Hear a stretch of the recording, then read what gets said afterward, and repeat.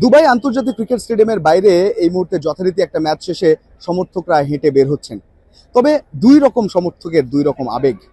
পাকিস্তানের সমর্থকরা যেখানে উল্লাস আনন্দে ভারতের সঙ্গে ফাইনালের মঞ্চে যাওয়ার আশা নিয়ে এখান থেকে পথ হেঁটেছে, ঠিক তখন বাংলাদেশের লাল সবুজ সমর্থকরা এক বুক আশা ভালোবাসা নিয়ে প্রবাসী বাঙালিরা যারা মাঠে এসেছিল তারা আশাহত হয়ে দুঃখ নিয়ে মাঠ ছাড়ছে।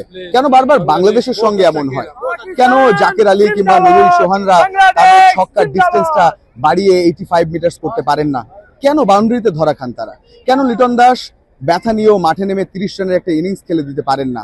অনেক কেন রয়েছে এই ম্যাচটাকে ঘিরেও।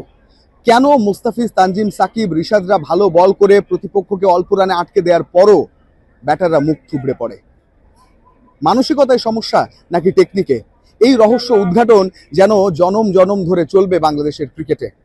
কেন শেষ সময়ে যে বাংলাদেশ ম্যাচ হেরে যায়?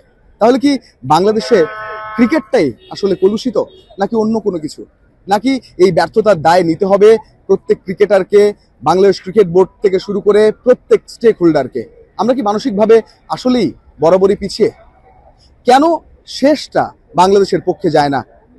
এই ম্যাচে বারবার ক্যাচ মিসের মহড়া, বারবার ভালো সম্ভাবনা তৈরি করেও পিছিয়ে যাওয়া। কেন সাইফ হাসান আর একটা ইনিংস ভালো খেলতে পারলেন না? কেন শামীম পাটোয়ারি ভালো শুরু করেও শেষটা করতে পারলেন না?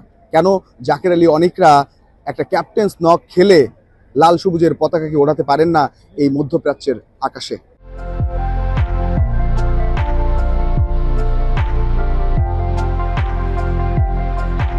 অ্যালটেক অ্যালুমিনিয়াম গড়ে উঠছে আগামী শহর। অনেক কেনর উত্তর রয়েছে বাংলাদেশের ক্রিকেটে, তবে সেই উত্তর মিলবে কোথায়, কিভাবে, কেউ জানে না। প্রশ্নগুলো শুধুই ঘুরপাক খায় বাংলাদেশি সমর্থকদের মনে। Ranjan Shanto, Jamuna sports, Dubai international cricket stadium, সংযুক্ত আরব আমিরাত।